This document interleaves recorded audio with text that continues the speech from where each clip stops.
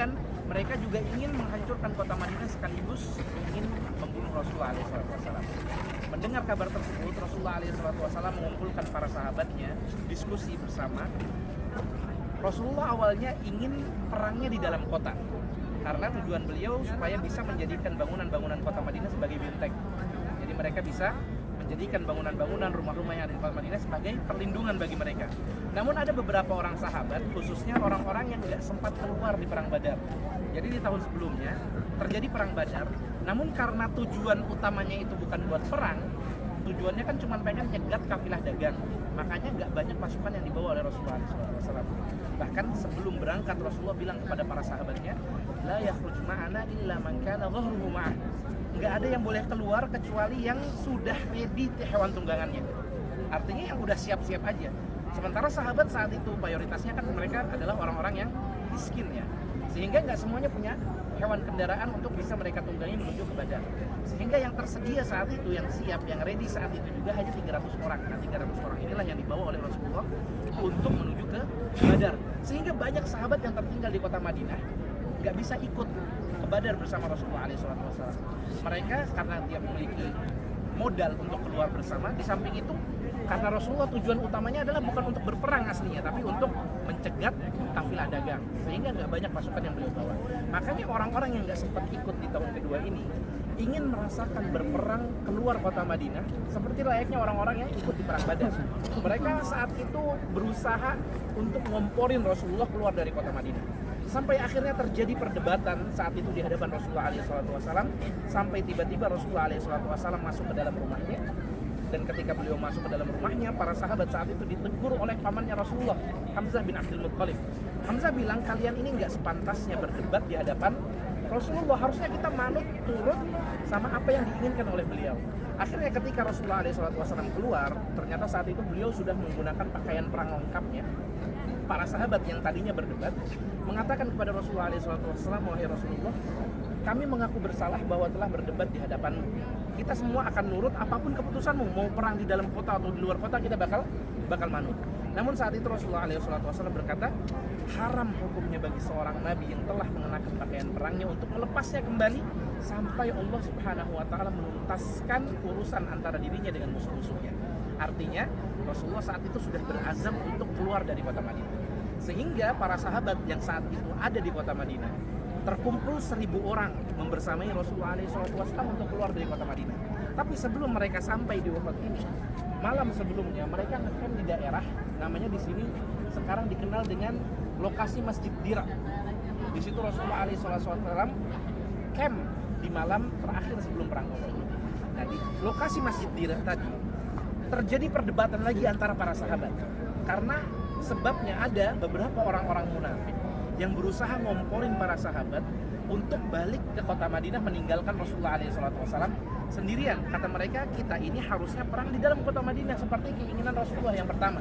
Kita harusnya nggak ngedengar keinginan Rasulullah yang kedua. Kita harusnya nurut sama keinginan beliau yang pertama. Udah, kita balik lagi aja. Akhirnya gara-gara komporan tersebut 300 orang balik ke kota Madinah mengikuti omongan orang-orang munafik tadi, sehingga pasukan Rasulullah tersisa berapa? 700 orang. Nah 700 orang inilah yang dibawa oleh Rasulullah SAW untuk menuju ke Gunung Uhud. Di sebelah sana Bapak Ibu kita lihat ada masjid. Masjid ini namanya Masjid Sayyid Syuhada. Artinya pemimpin para syuhada ini julukan yang dimiliki oleh pamannya Rasulullah, namanya Hamzah bin Abdul Muttalib. Beliau salah satu sahabat yang gugur di perang Uhud. Nah di lokasi Masjid Sayyid Syuhada ini dulu Rasulullah membangun atau mendirikan tenda-tenda pasukannya. Jadi konsentrasi pasukan kaum muslimin ada di belakang sana. Sementara orang-orang Quraisy ketika mereka datang dari kota Makkah, selain melewati Gunung Jamawat, mereka juga melewati sumur rumah yang tadi dimiliki oleh orang Yahudi tadi.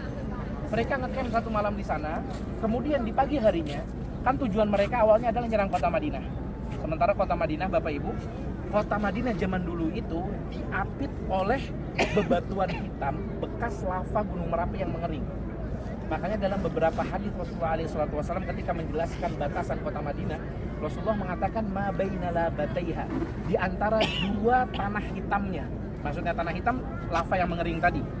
Jadi untuk bisa masuk ke kota Madinah, jalur satu-satunya adalah daerah Uhud ini, termasuk daerah Hondak tadi.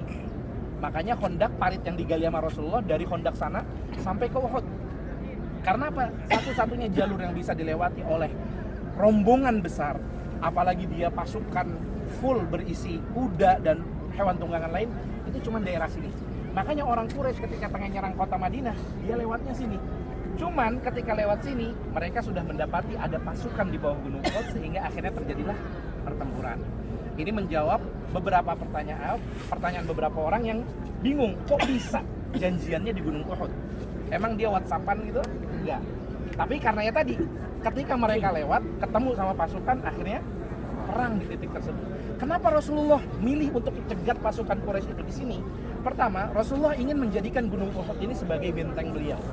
Jadi kalau naudzubillah terjadi sesuatu yang tidak diharapkan, beliau bisa bersama para sahabatnya naik ke atas sehingga nggak bisa dikejar lagi. Ya. Kemudian kedua tadi, karena Rasulullah nggak jadi perang di dalam, lokasi luar kota Madinah yang paling dekat adalah Gunung Uhud, yang sekaligus menjadi satu-satunya akses bagi orang yang ingin masuk ke kota Madinah dengan pasukan yang sangat besar. Ya, makanya ditentukanlah lokasi Gunung Uhud ini. Di pagi hari sebelum perang Uhud terjadi, Rasulullah SAW membagi pasukannya menjadi 3. Pasukan tengah, kemudian pasukan kanan, dan pasukan kiri.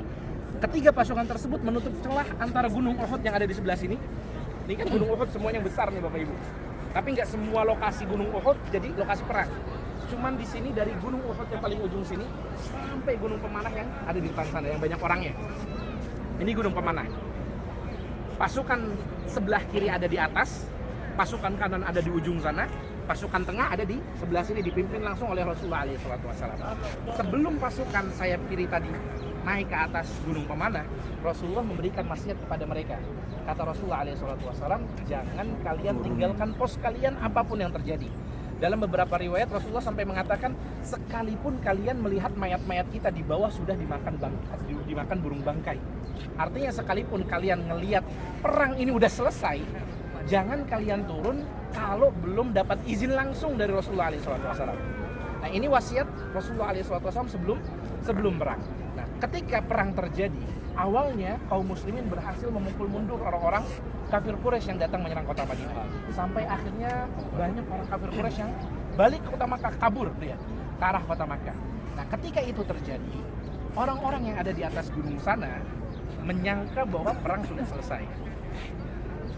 Mereka menyangka bahwa perang sudah selesai, sehingga mereka ingin turun ke bawah untuk mengumpulkan beberapa harta yang ditinggalkan oleh orang-orang kafir Quraisy. Saat itu pimpinan mereka, Abdullah bin Jubair namanya, sudah berusaha mengingatkan wasiat yang disampaikan sebelum perang oleh Rasulullah SAW bahwa mereka nggak boleh turun apapun keadaannya kecuali dapat izin dari Rasulullah. Namun saat itu karena mereka ngira perang udah kelar, pasukan kafir Quraisy semuanya udah kabur, makanya mereka turun. Karena berasumsi, oh perang udah selesai kok, nggak ada musuh kita lagi, kita turun. Sehingga akhirnya 40 orang turun, tersisa 10 orang. Karena yang ada di atas sana 50 orang pemanah. 40 turun, tersisa 10 orang. Dan tanpa mereka sadari, nggak semua pasukan Quraisy meninggalkan medan pertempuran. Ada pasukan kanan mereka yang dipimpin oleh Khalid bin Walid. Dari sejak awal pertempuran nggak bergerak sama sekali. Karena Khalid dengan kecerdasan dia, kepiawaian dia dalam perang, tahu kalau Khalid maju bersama pasukannya, dia kan di sebelah kanan. Sehingga kalau dia maju, dia akan berhadapan dengan pasukan pemanah yang ada di sebelah kiri. Kalau dia maju, dia bisa jadi sasaran empuk bagi pasukan pemanah. Makanya dari awal dia nggak bisa bergerak. Nah ini kecerdasannya Rasulullah juga. Dia tahu mana posisi pasukan musuh yang berpotensi memberi kerugian. Makanya di situ dia hadang dengan pasukan pemanah. Maka di awal peperangan, pasukannya Khalid nggak bisa berkutik sama sekali. Dia diam. Tapi diamnya Khalid bukan diam pasrah. Dia nunggu momen. Dan ternyata momen tersebut datang. Ketika Khalid ngelihat gunung tinggal 10 orang, langsung dia bawa pasukannya naik ke atas gunung sana. Dia habisin 10 orang yang tersisa di atas. Kemudian Khalid mengajak pasukannya untuk menyerang tenda kaum muslimin di bagian belakang. Karena di situ ada tenda komandonya Rasulullah SAW. Nah, ketika itu terjadi, Khalid nyerang dari belakang. Orang-orang yang tadinya udah kabur karena melihat teman-teman mereka nyelang dari punggungnya kaum muslimin, balik lagi. Sehingga kaum muslimin dijepit dari arah belakang dan dari arah depan. Chaos. Mereka udah nggak bisa lagi bedain antara mana kawan mereka, mana lawan mereka. Kacau saat itu. Barisan mereka tercerai-berai sampai akhirnya banyak orang yang meninggal dunia. Dan naasnya Bapak Ibu, enggak semua kaum muslimin yang gugur di perang Uhud itu meninggal gara-gara dibunuh oleh orang kafir. Ada beberapa yang meninggal justru karena dibunuh oleh muslim juga. Salah satunya ada seorang sahabat yang mulia, bapak dari sahabat yang mulia, bapaknya Hudzaifah. Namanya Al-Yaman, kan Hudzaifah bin Al-Yaman. Nah, Al-Yaman salah seorang yang meninggal gugur di perang Uhud, tapi yang membunuh dia bukan orang kafir. Kenapa bisa terjadi demikian? Karena saat itu Al-Yaman merupakan salah satu dari 2 orang sahabat yang paling sepuh umurnya yang ikut perang Uhud. Karena usianya yang sudah tua, Rasulullah memerintahkan Al-Yaman untuk menjaga di paling belakang.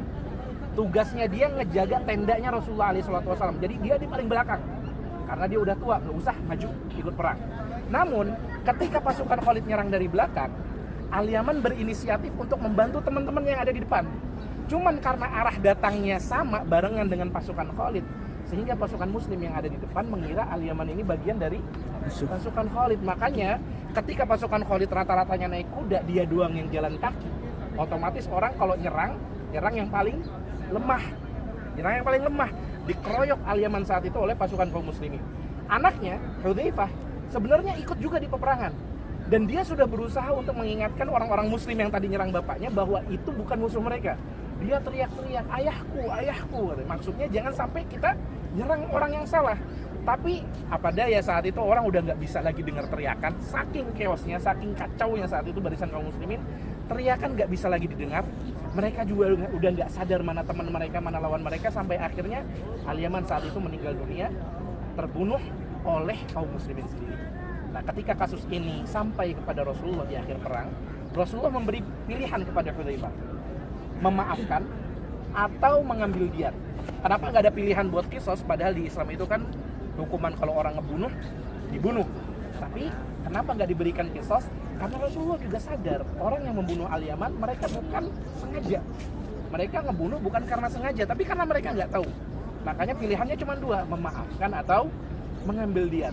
Tapi di sini Hudzaifah menunjukkan kebesaran hati yang luar biasa. Ya, beliau ketika mendapatkan 2 pilihan tadi, walaupun sebenarnya dia juga orang butuh. Kalau dia ngambil diat 100 ekor unta dia dapat. Tapi dia lebih memilih untuk memaafkan karena Hudzaifah pun paham kaum muslimin yang membunuh bapaknya tidak melakukan itu karena kesengajaan, tapi karena mereka nggak sengaja. Makanya gara-gara itu nilai atau derajat Hudzaifah di sisi Rasulullah jadi tinggi. Makanya Hudzaifah itu julukannya Shahibus Sirrir Rasul, orang satu-satunya yang tahu rahasianya Rasulullah SAW. Ya. Karena apa? Karena tadi kebesaran hati yang ditunjukkan di saat perang Uhud. Singkat cerita Bapak Ibu, setelah tadi chaos terjadi, Rasulullah SAW langsung ngajak pasukannya buat mundur ke gunung. Karena kan tadi di awal plannya kayak gitu, kalau ada yang tidak diinginkan, kita bakal jadikan Gunung Uhud sebagai benteng terakhir. Makanya langsung Rasulullah SAW mengumpulkan para sahabatnya untuk mundur ke Gunung Uhud. Tapi di tengah saatnya, di tengah usaha berlindung di Gunung Uhud, muncul kabar bahwa Muhammad sudah meninggal dunia, sudah terbunuh. Alasannya apa? Jadi di saat perang Uhud, orang yang membawa panji kaum muslimin adalah seorang sahabat yang mulia bernama Mus'ab bin Umair. Nah, Mus'ab bin Umair perawakannya itu mirip, gak jauh beda sama Rasulullah. Tingginya, bentuk badannya mirip dengan Rasulullah. Sehingga ketika orang-orang Quraisy nyerang di akhir, melancarkan serangan balik, orang yang diincar yang perawakannya mirip sama Rasulullah, dibunuhlah Mus'ab bin Umair saat itu. Ketika Mus'ab bin Umair meninggal, orang yang bunuh ini teriak bahwasanya Muhammad telah terbunuh. Sehingga ketika teriakan itu didengar oleh kaum muslimin, beberapa orang mentalnya langsung jatuh. Mereka sudah meletakkan pedang-pedangnya, menyerah, nggak ada keinginan untuk melawan lagi. Tapi ada seorang sahabat, ketika melihat sahabatnya yang lain mentalnya down gara-gara mendengar meninggalnya Rasulullah SAW, dia langsung bilang, kalau Rasulullah SAW meninggal berarti nggak ada alasan lagi kita buat hidup di dunia. Mendingan kita meninggal sekalian. Akhirnya mereka tetap bertempur sampai terdengar suara Rasulullah SAW teriak, ilayya ibadallah, berkumpul di sekitarku wahai hamba-hamba Allah. Baru mereka sadar bahwa Rasulullah SAW masih hidup. Akhirnya mereka kumpul bersama Rasulullah, mereka mundur ke atas gunung. Sampai saat itu Khalid bin Walid masih berusaha buat ngejar, tapi ketika ngelihat Rasulullah naik ke atas, Khalid udah nggak berani maju lagi. Karena dia sadar kalau dia ada di bawah gunung, dia bisa dipanah dengan mudah dari atas. Sementara kalau kita nyerang dari bawah, susah. Makanya Khalid berhenti, nggak ngejar lagi. Setelah itu Abu Sufyan datang ke bawah gunung, memastikan apakah Rasulullah dan para sahabatnya sudah meninggal. Dia berteriak, "Afikum Muhammad, apakah Muhammad masih ada?" Rasulullah menyuruh para sahabatnya untuk diam. Kemudian dia teriak lagi, "Afikum Ibnu Abi Quhafah, apakah di antara kalian masih hidup Ibnu Abi Quhafah?" Maksudnya Abu Bakar. Lagi-lagi Rasulullah SAW menyuruh para sahabatnya untuk diam. Kemudian dia bertanya lagi, "Afikum Ibnul Khattab, apakah Ibnul Khattab masih ada di atas?" Maksudnya Umar. Rasulullah kembali menyuruh para sahabatnya diam. Sampai akhirnya ketika Abu Sufyan mengatakan, "Qu'lu Hubal, pujilah Hubal." Hubal itu berhala yang mereka sembah di Mekah. Berhala yang mereka sembah di Mekah. Baru Rasulullah SAW menyuruh para sahabatnya untuk menjawab. Kalau tadi urusannya sama pribadi, tapi kalau ini urusannya sama Allah. Ketika mereka menyuruh kaum muslimin memuja berhalanya, Rasulullah nyuruh para sahabatnya untuk menjawab. Para sahabatnya bertanya, "Apa yang harus kita katakan wahai Rasulullah?" Katakan, "Allahu a'la wa ajal." Katakan bahwasanya Allah itu lebih mulia dan lebih tinggi derajatnya daripada Hubal. Kemudian lagi-lagi Abu Sufyan berkata, "Wahai orang-orang muslim, al-yaum biyaumi Badar." Ini adalah balasan atas kekalahan kita di perang Badar. Rasulullah kembali menyuruh para sahabatnya buat menjawab. Rasulullah katakan, bilang kepada dia bahwa orang-orang yang meninggal dari kalian masuk neraka, sementara orang yang gugur dari kami masuk surga. Jadi kita nggak setara. Nah, dengan jawaban tadi, Abu Sufyan menyimpulkan bahwa Muhammad masih hidup di atas. Karena apa? Ucapan-ucapan seperti itu nggak mungkin keluar kecuali dari Muhammad alaihi salatu wassalam. Makanya Abu Sufyan ketika tahu Muhammad masih hidup di atas, dia langsung tarik pasukannya buat mundur. Dia tarik pasukannya buat mundur. Dia ajak pasukannya mundur sampai ke Hamraul Asad. Hamraul Asad itu letaknya dekat Miqat Dzul Hulaifah yang kemarin kita lewatin waktu dari kota Mekah. Mundur sampai ke sana. Nah, di Hamraul Asad, orang-orang Quraisy debat lagi, mereka diskusi. Karena nggak semuanya puas dengan hasil yang mereka dapatkan di Uhud. Beberapa ada yang bilang, yang penting kita udah balas dendam, kita udah menang, selesai urusan kita. Tapi beberapanya ada yang bilang, kita belum selesai, tujuan kita datang di sini adalah untuk menghancurkan kota Madinah dan membunuh Muhammad. Sementara Muhammad sampai sekarang masih hidup, kenapa nggak kita serang aja, kita habisin sekalian? Terjadi perdebatan saat itu, dan Rasulullah SAW mendengar kabar keberadaan mereka di Hamraul Asad. Sehingga saat itu tiba-tiba, qadarullah, Allah takdirkan, ada satu orang yang berasal dari kabilah yang bersekutu dengan orang Quraisy masuk ke dalam agama Islam. Persis setelah perang Uhud. Orang ini bilang kepada Rasulullah, "Wahai Rasulullah, apa yang engkau tugas apa yang engkau akan berikan kepadaku?" Kata Rasulullah, "Coba kamu ikutin kemana pasukan Quraisy pergi." Diikutin sama dia. Karena dia ini berasal dari kabilah yang berkoalisi dengan Quraisy, kedatangan dia disambut oleh orang-orang Quraisy. Nah, orang Quraisy bilang, menceritakan perdebatan yang mereka alami di Hamraul Asad. Akhirnya orang ini berusaha untuk mengelabui orang-orang Quraisy. Dia bilang, "Kalian masih berani nyerang Muhammad dan kota Madinah. Padahal saya barusan mendengar kabar bahwa Muhammad saat ini sekarang keluar bersama pasukan yang gak sempat dia bawa di kota Madinah." Seakan-akan kaum muslimin punya kekuatan yang masih banyak, padahal mah enggak. Rasulullah saat mendengar kabar mereka ada di Hamraul Asad, Rasulullah ngajak pasukannya buat turun. Kemudian Rasulullah bilang, nggak ada yang keluar bersama kami kecuali orang-orang yang udah ikut di perang Uhud. Artinya sisa pasukannya doang yang dia bawa. Yang gugur di perang Uhud ada 70 orang, 700 dikurangi 70, artinya tinggal 630 orang. Itu pun dalam keadaan mereka semuanya terluka parah. Tapi walau demikian Rasulullah memberanikan diri untuk membawa pasukannya menyerang Hamraul Asad. Nah, ketika orang-orang Quraisy yang ada di Hamraul Asad ngedenger ucapan orang tadi, mereka semuanya ketakutan dan nggak lama langsung mereka pergi dari Hamraul Asad, melarikan diri menuju ke kota Makkah. Saking takutnya mereka, beberapa barang mereka ada yang ditinggal di Hamraul Asad, tenda-tendanya, beberapa hartanya, hewan-hewan sembelihan mereka tinggalkan. Makanya ketika Nabi SAW datang ke sana, didapati oleh para sahabat tinggal bekas-bekas perkemahan aja, yang semuanya diambil oleh kaum muslimin. Dari sini Bapak Ibu, para ahli sejarah mengatakan sebenarnya kurang tepat kalau kita katakan kaum muslimin di perang Uhud itu kalah. Kalau kita lihat dari jumlah korbannya, benar jumlah korban kaum muslimin lebih banyak daripada jumlah korban orang-orang kafir. Kaum muslimin gugur 70 orang, sementara orang-orang Quraisy gugur 13 orang doang. Sedikit jumlahnya, banyak kan kaum muslimin. Tapi kalau dari strategi, kemudian dari sisi politik kita lihat, justru kaum muslimin yang saat itu lebih diunggulkan, lebih mendapat keuntungan. Kenapa? Karena Rasulullah membuktikan bahwa dirinya walaupun mengalami kerugian yang besar, dia masih punya mental untuk menyerang musuh-musuhnya. Dan mental seperti ini gak mungkin dimiliki kecuali oleh orang yang berada di pihak yang kuat. Makanya orang-orang Jazirah Arab ketika perang Uhud selesai, posisi kaum muslimin semakin diuntungkan, semakin diperhitungkan. Kalau sebelumnya kaum muslimin ditindas terus, setelah perang Uhud mereka mikir, makanya mereka sampai bikin koalisi untuk menyerang kota Madinah di tahun ke-5 Hijriah. Mereka nggak berani perang sendiri-sendiri sama kaum muslimin. Karena apa? Rasulullah menunjukkan keberaniannya untuk menyerang musuhnya walaupun dalam keadaan telah mengalami kekalahan. Ya. Korbannya banyak, kerugiannya besar, tapi tetap Rasulullah berani untuk keluar dari kota Madinah, nyamperin musuh-musuhnya.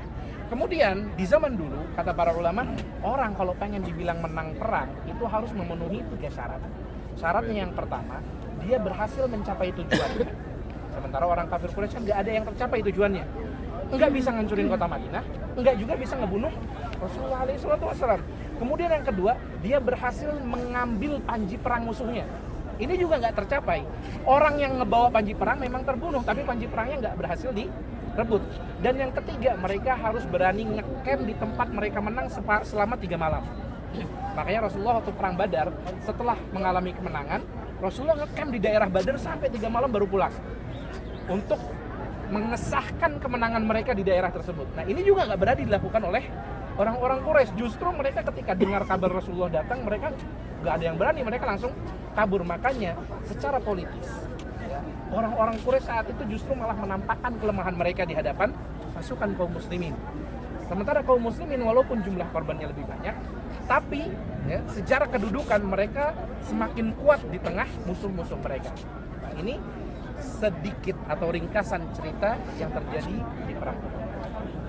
Perang Uhud yang kita bisa bayangkan daerah yang saat ini kita berdiri, ini adalah tempat di mana perang tersebut terjadi. Ya, tempat di mana perang tersebut terjadi. Wallahu taala alam. Sekarang Bapak Ibu, kita ngambil foto dokumentasi.